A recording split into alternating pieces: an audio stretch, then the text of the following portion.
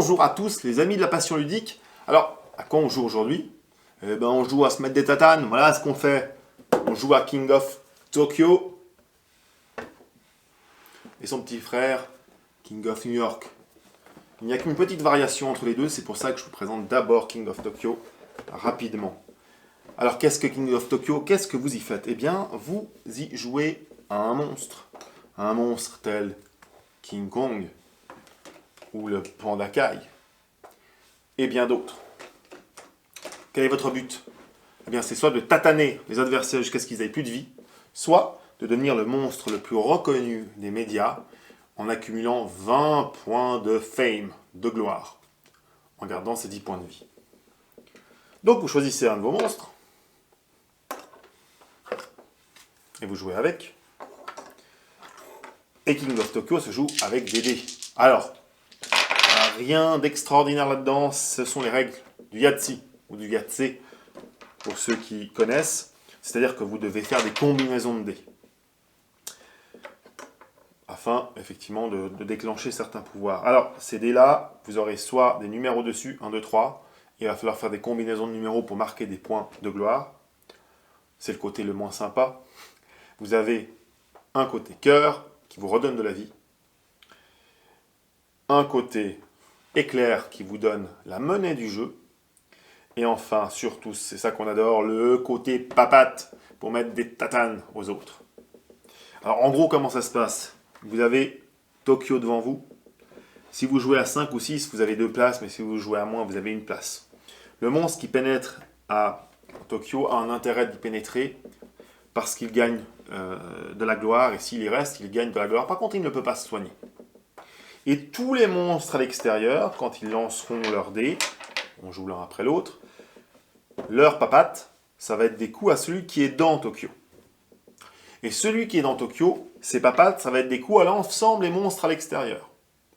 Quand celui qui est dans Tokyo se prend des coups, il a le droit de dire « Bon, ça fait mal, je vais mourir, je préfère m'en aller de Tokyo. » Et celui qui a mis des coups est à ce moment-là obligé d'y rentrer.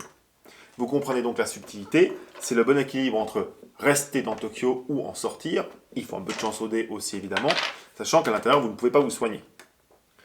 Ce serait trop simple si c'était que ça. À quoi sert l'énergie et la monnaie du jeu? Eh bien, ça sert à acheter des pouvoirs spéciaux. Ces pouvoirs spéciaux, il y en a un paquet comme ça, tous différents. Donc c'est très intéressant évidemment, il y a des pouvoirs très forts. Par exemple, ce pouvoir-là, qui coûterait 7 éclairs, vous donne un dé supplémentaire. À votre tour, vous aurez un dé supplémentaire. Cette carte-là vous dit qu'à chaque fois que vous achetez une autre carte, vous gagnez un point de gloire. Et donc, c'est cette combinaison de chance aux dés, et puis de vos choix, parce que les dés, vous pouvez les relancer 3 fois, évidemment, pour faire la combinaison que vous voulez, plus la tactique de mettre des tatanes ou d'acheter des cartes, qui vont faire le charme dynamique de ce jeu. Et puis, évidemment, il y a plein d'extensions possibles. Il y a des personnages en plus que vous pouvez acheter. Ces personnages-là, occasionnellement, peuvent amener des règles nouvelles. Typiquement, ce personnage égyptien avec son dé. Donc, si vous jouez avec lui et que vous prenez ces règles, eh bien, vous utiliserez ce dé et ça changera un petit peu les règles. Mais après, vous pouvez aussi le retirer. Idem pour les autres personnages.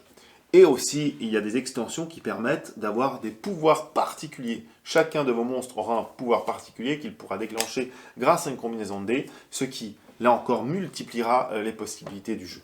Donc, King of Tokyo et King of New York, qui est vraiment son petit frère, à la différence près que lui, il se déroule sur une plus grande carte, et il y a un aspect tactique en plus, puisque sur la carte, que vous voyez là derrière, il y a l'armée humaine qui est présente et que vous devez gérer aussi.